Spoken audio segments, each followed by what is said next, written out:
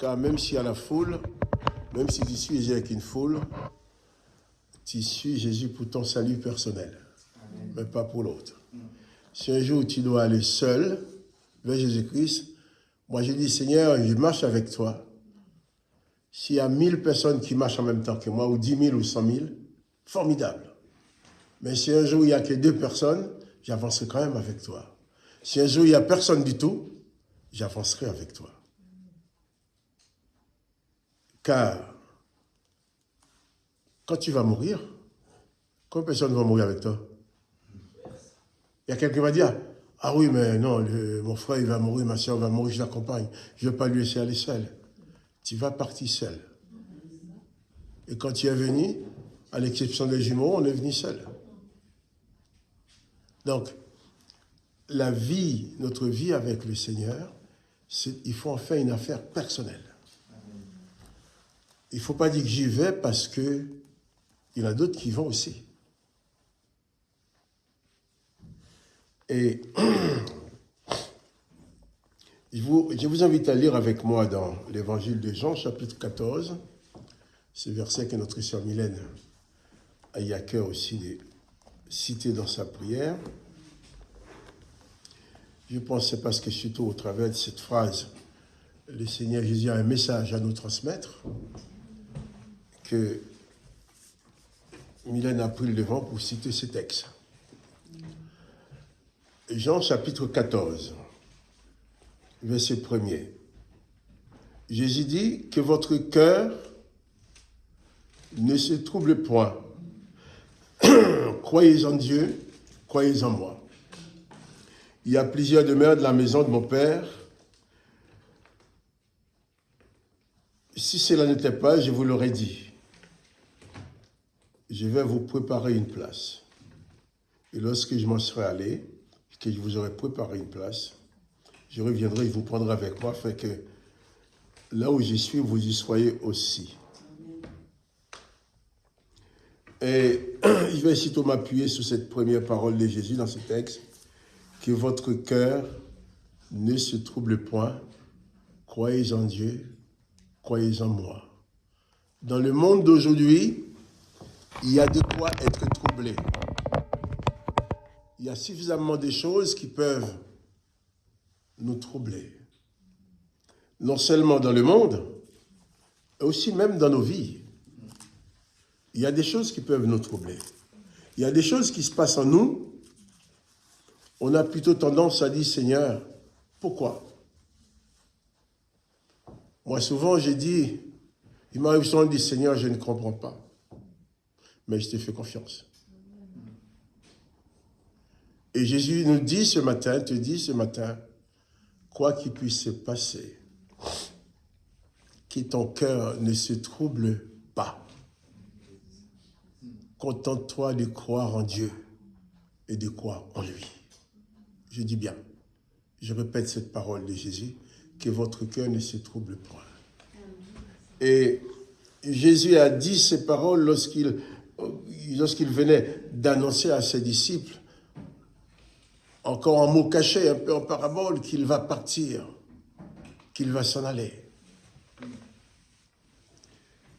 Certains étaient tristes, ou tous étaient tristes. Jésus dit que votre cœur ne se trouble point. Il y a des moments dans ta vie, tu vas te poser la question, mais Seigneur, où es-tu, Seigneur? Seigneur, où es-tu? Je ne te vois pas, Seigneur. Dans certaines circonstances, moi aussi, je dis, Seigneur, dans cette circonstance, je n'ai pas l'impression de te voir, je ne te vois pas. Je ne comprends pas. Mais le Seigneur te dit, même quand tu as l'impression de ne pas comprendre, que ton cœur ne se trouble point. Crois en Dieu et crois en lui. Et je vais vous proposer une autre lecture dans Jean chapitre 19. Jean chapitre 19,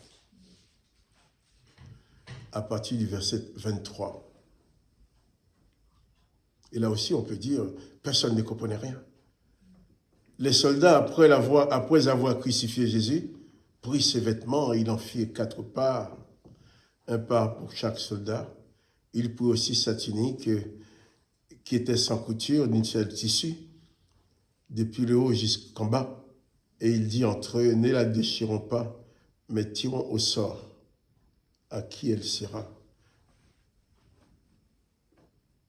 Et là, qu'est-ce qu'il y avait à comprendre? C'est lui qui a fait les miracles. C'est lui qui a ressuscité Lazare. C'est lui qui a ouvert les yeux des aveugles. C'est lui qui a mis sur pied les boiteux. C'est lui qui a ressuscité la fille de Jairus. C'est lui qui dit que tout pouvoir m'a été donné dans les cieux et sur la terre. On l'attrape. On le traite comme un malfaiteur. On se moque de lui. On le déclare non coupable. Mais après, on le condamne à mort. On le martyrise. Et enfin, pour en finir, on le cloue sur la croix. Et maintenant, on voit ceux qui ont eu la charge de l'exécuter, les bourreaux qui ont enfoncé les clous dans ses mains, s'emparent de ses affaires. C'est encore plus douloureux, hein? On l'a tué. Mais maintenant, on prend ses affaires, même ses vêtements. On est en train de s'amuser à tirer ses vêtements au sort. Moi, sur place, je serai le premier à dire, Seigneur, je ne comprends pas. Tout pouvoir t'a été donné. Tu as tout pouvoir. Tu es capable de ressusciter les morts. Tu es capable d'ouvrir les yeux des aveugles. Mais tu n'es pas capable de te défendre devant ces gens-là qui font n'importe quoi de toi. Tu n'es pas capable, comme Élie, de commander que les feux descendent du ciel et les brûlent. Mais non. Ces genres de défense ne faisaient pas partie de la mission de Jésus. Et c'est ce Jésus qui te dit, ce matin à toi, que ton cœur ne se trouble point. Contente-toi de croire en Dieu et de croire en lui. Car même si la douleur est là, l'incompréhension est là, les difficultés sont là, c'est Dieu en qui tu crois, à la maîtrise de toutes choses. Et je te dis à toi ce matin, et particulièrement à ma personne, que ton cœur ne se trouble pas. Crois en Dieu. Crois en Jésus-Christ. Jésus sur la croix, ses disciples sont partis se cacher. Ils avaient peur. Mais on le cloue sur la croix, il est tout seul. Alors tous ceux qui espéraient en lui, beaucoup avaient espéré que c'est lui qui allait changer le monde, qui allait changer les choses. C'est lui qui allait établir enfin un vrai royaume en Israël. C'est lui enfin qui allait apporter la paix. C'est lui enfin qui allait relever les pauvres. C'est lui enfin qui allait donner une voie d'espérance aux malheureux. C'est lui qui est notre espérance. On vient de le clouer sur la croix. Eh bien, bien sûr, ceux qui ont assisté à cette scène. Mais Seigneur, on espérait en toi. Mais je ne comprends pas, nous ne comprenons pas. Mais lui répond face à notre incompréhension que ton cœur ne se trouble point. Quand tu dis, Seigneur, mais je t'avais prié, je t'avais demandé, il te répond que ton cœur ne se trouble point. Alors, au verset 25, près de la croix de Jésus, se tenait sa mère et la sœur de sa mère, sa maman et sa tante, Marie, femme de Cléopas, et Marie de Magdala. Jésus, voyant sa mère, et auprès d'elle le disciple qu'il aimait, Jean, qui était là, Jésus dit à sa mère, femme, voilà ton fils. Puis il dit au disciple, voilà ta mère. Et dès ce moment, le disciple l'a pris chez lui. Et là, imagine le cœur de Marie, qui se souvient de tout ce qui a été dit pour la naissance de Jésus. Marie se souvient que l'ange lui a dit, une grâce t'a été faite. Et tu vas porter dans son sein celui qui va sauver le monde. C'est vrai, Marie n'avait pas tout compris. Mais là, sur la croix, Marie pouvait dire, Dieu, mais je ne comprends pas. Alors, une grâce m'a été faite. La grâce qui m'a été faite, c'est de voir maintenant mon fils cloué sur la croix, mourir comme un malfaiteur. Je ne comprends pas. Mais là, sur la croix, Jésus a compris particulièrement la douleur de sa mère qui disait, j'ai perdu mon fils. Il y avait Jean à côté de Marie. Jésus s'est adressé à sa mère. Mère, voilà ton fils. On t'a enlevé un fils, je t'en donne un autre. Jésus a compris la douleur, les souffrances d'une maman face à la mort de son fils.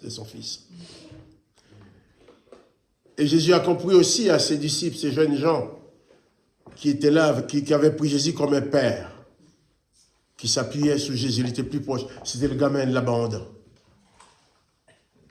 Et Jésus va dire à Jean, voilà ta mère. Jean, tu n'es plus orphelin, même si je suis parti. Mère, eh bien, dans ton deuil, tu as perdu un fils, voilà ton fils.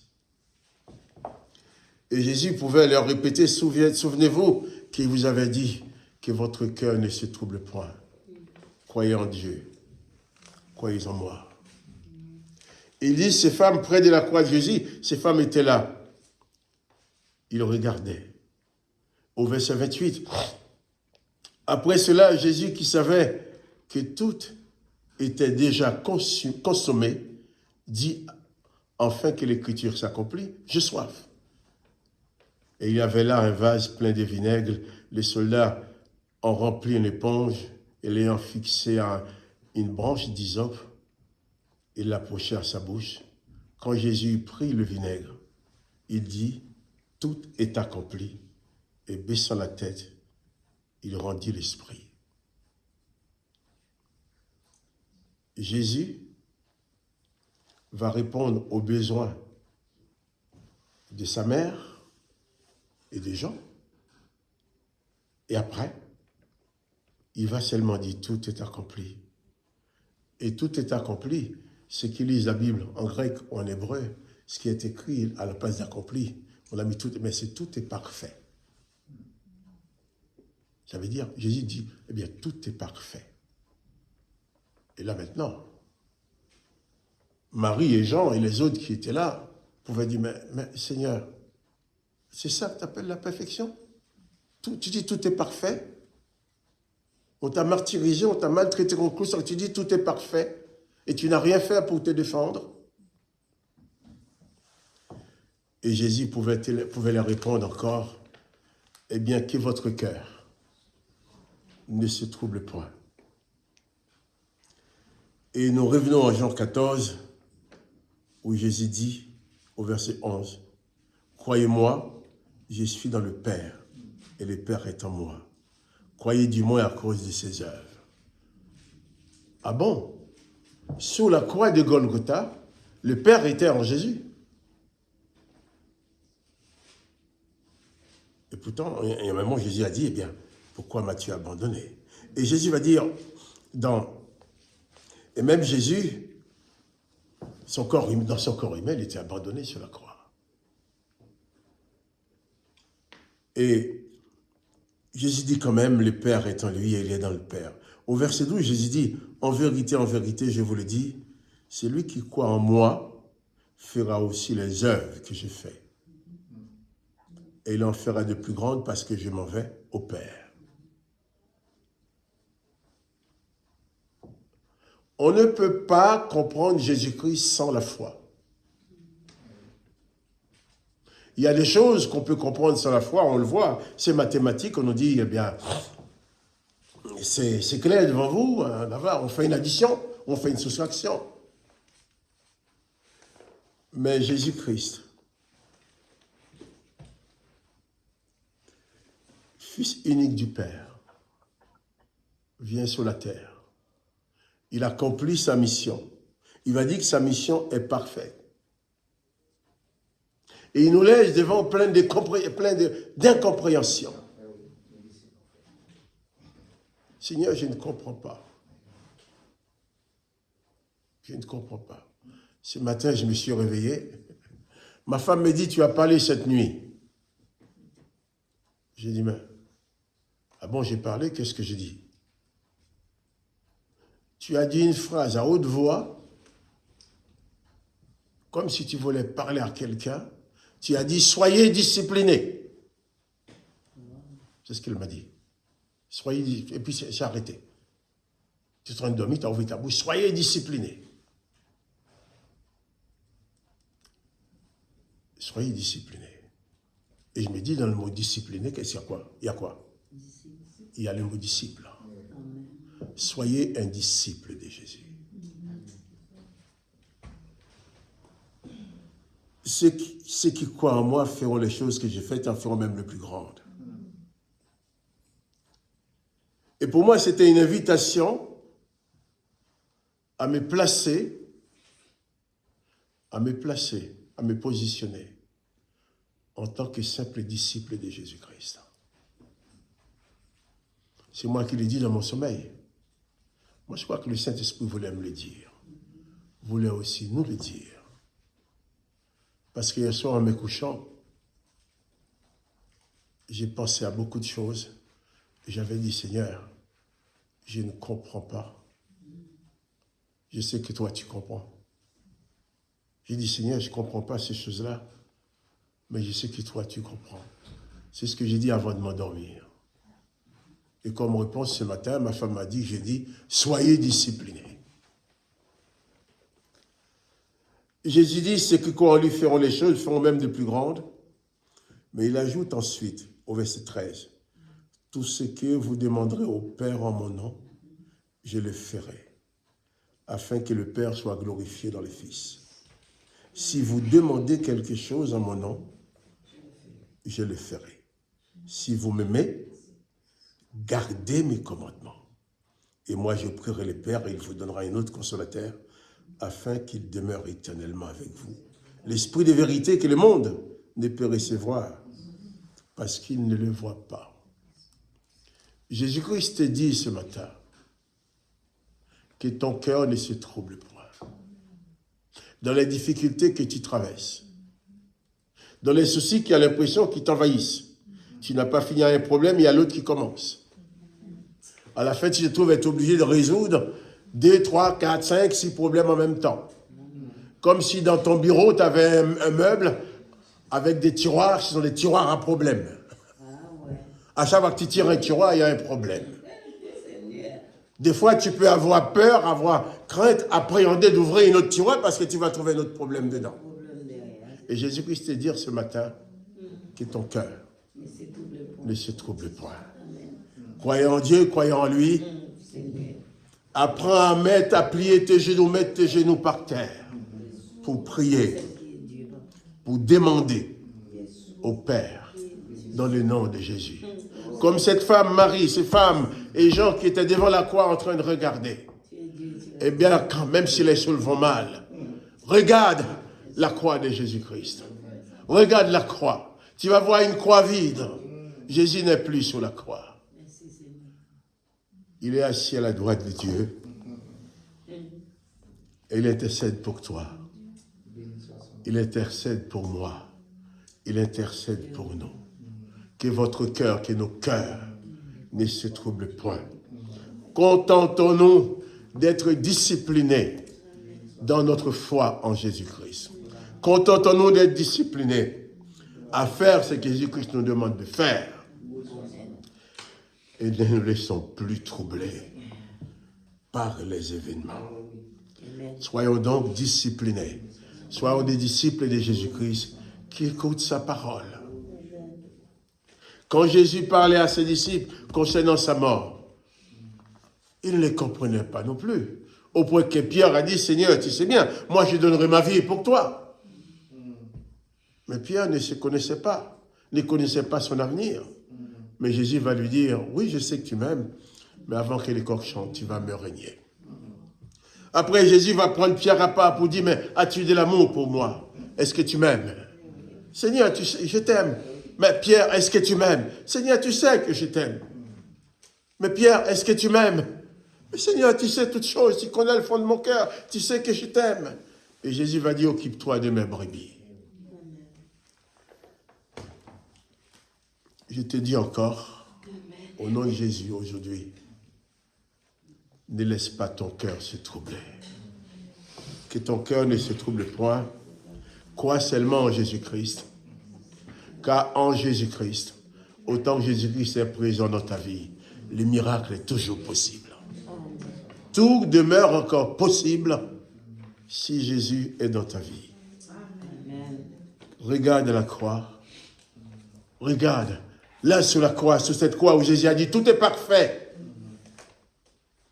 En mourant sur la croix, il a accompli parfaitement sa mission, son œuvre. Et personne ne pouvait comprendre, c'est tout accompli sur la croix. On dirait accompli. Si quand les peuples, Jésus arrivait, les gens disaient béni soit celui qui vient, on l'avait élevé comme moi pour régner sur le pays. Non. Le roi a terminé sur une croix en disant tout est parfait. Et il te dit ce matin que ton cœur ne se trouble point. Crois en Dieu, crois en Jésus-Christ et mets en pratique la discipline que Jésus-Christ t'a enseignée. Que ton cœur ne se trouble point. Je voudrais terminer en chantant ces chants avec vous. Un regard sous ta croix sanglante. Seigneur, fais éclater mon cœur d'amour et de douleurs poignantes, d'amour et d'éternel bonheur. Te donnerai-je quelques larmes, quel soupir ou quel amour devant ta croix. J'y rends les baisse des âmes. Je serai à toi pour toujours. Que ton cœur ne se trouble point face aux circonstances. Que ton cœur ne se trouble point lorsque l'épreuve est là. Que ton cœur ne se trouble point lorsque tu ne comprends pas. Je ne comprends pas, mais toi tu comprends. Soyons seulement des disciples de Jésus-Christ. Appliquons, mettons en pratique la discipline qu'il nous donne. Et c'est lui qui nous conduira. Un regard sur ta croix sanglante, Jésus fait éclater mon cœur d'amour et de douleur poignante, d'amour et d'éternel bonheur. Tu seras seul toute ma gloire, car tout ce que je me vantais m'empêcherait encore de croire qu'en toi seul que j'ai la vie. Te donnerai-je quelques larmes, quelques soupirs, ou quelque amour devant ta croix, je rends les âmes. Prends-moi tout entier dès ce jour. À tes pieds, mon sauveur, je jette ce que mon cœur aime le plus. Oui, prends mon dans le secret, tu seras mon trésor, Jésus. Un regard sur ta croix sanglante, Seigneur, fait éclater Flatter mon cœur d'amour et de douleur poignante, d'amour et d'éternel